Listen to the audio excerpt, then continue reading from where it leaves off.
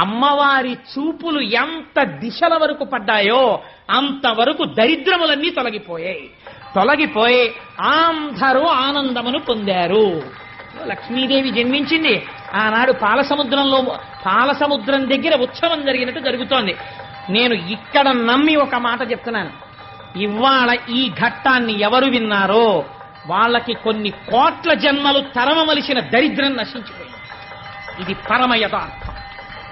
అందుకని ఆ తల్లి